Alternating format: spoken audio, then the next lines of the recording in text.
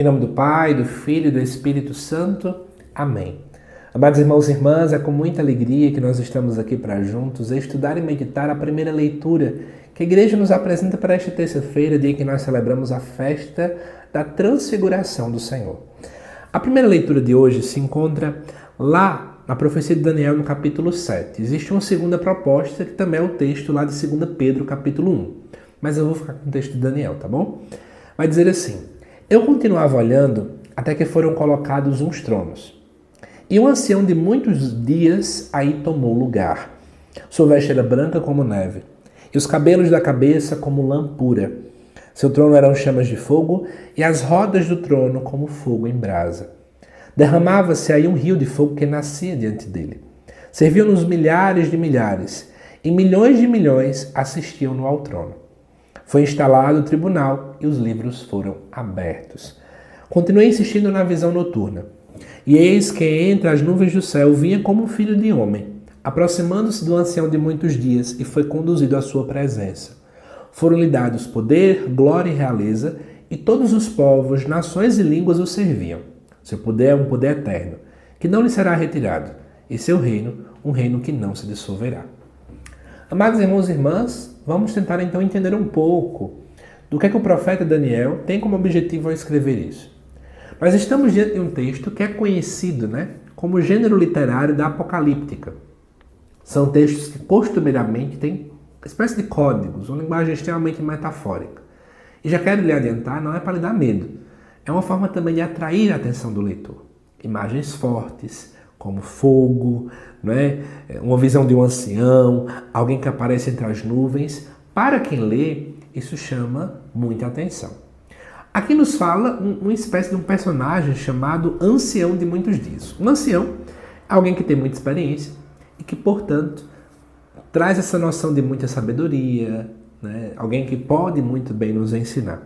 Claro que a gente pode associar esse ancião de muitos dias aqui à dinâmica do próprio Deus Pai, primeira pessoa da Santíssima Trindade. Ele tinha veste branca, o que simboliza pureza, o contraposto daquilo que é a ideia de pecado dentro do Antigo Testamento. Cabelos na cabeça como lã pura, então mais uma vez reforça a ideia de que tem muito tempo.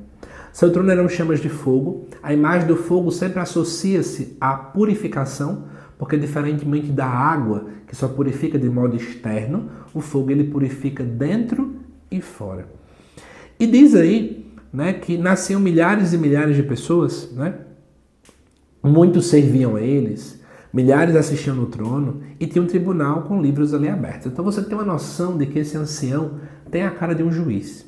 E aí, quando você lembra que lá no Novo Testamento, Deus é chamado de justo juiz, então você começa a associar que tem muita coisa aqui ligada a Deus.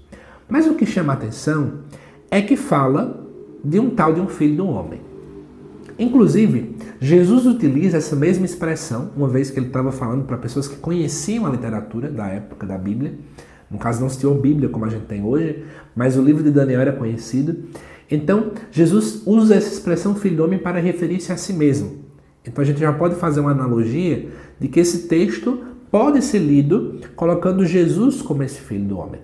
E por que faz todo sentido? Primeiro, a expressão filho do homem provavelmente queria indicar, naquele contexto do Antigo Testamento, que esse daqui era a figura mais perfeita para representar a humanidade. Tá bom? Então, é o homem por excelência. Faz sentido porque Jesus é aquele a qual a gente quer se configurar a ele, para sermos aquilo que Deus sonhou para nós. Segunda coisa interessante é que diz no versículo 14 que a esse filho do homem foi lhe dado poder, glória e realeza. Todos o serviam, ele tem um poder eterno e o seu reino nunca vai ter fim. Lembre-se que muitas pessoas queriam associar isso a pessoas da linhagem davídica, como o filho de Davi, como o neto de Davi, mas no final das contas ninguém tinha características de santidade de modo tão perfeito. Somente em Jesus o pecado não fazia parte. Somente em Jesus a vontade de Deus aconteceu de modo soberano. É Jesus aquele a qual tem poder, glória e realeza. É em Jesus que todos o servem. É em Jesus que temos aí um poder que é eterno. E é em Jesus um reino que nunca vai ter fim. Para mim, particularmente, essas verdades sempre foram muito claras. Mas vamos fazer uma análise do mundo de hoje? Dois problemas eu vejo muito. Para muitas pessoas parece que Cristo não tem muito poder. Para muitas pessoas, o seu reino provavelmente terá um fim. Percebo isso quando tem pessoas que se entregam a determinadas mazelas e parece que Deus não tem poder suficiente. Então são pessoas que, diante de um problema que tem de saúde, um problema financeiro, um problema de uma decepção, essas pessoas abandonam a fé. Porque culpam Deus, porque por não entenderem alguma coisa querem então afastar-se de Deus porque querem condená-lo, ou até mesmo porque acham que ele não tem poder suficiente para mudar essas situações. Ao mesmo tempo, para muitas pessoas a igreja ela vai acabar. Tem pessoas que estão dentro da igreja e que torcem para o fim da igreja. Tem pessoas que estão dentro da igreja e não acreditam no céu, por exemplo. Existem pessoas dentro da igreja que não acreditam na eternidade. Para essas pessoas, o reino de Deus vai ter fim, que é o oposto do que está aqui.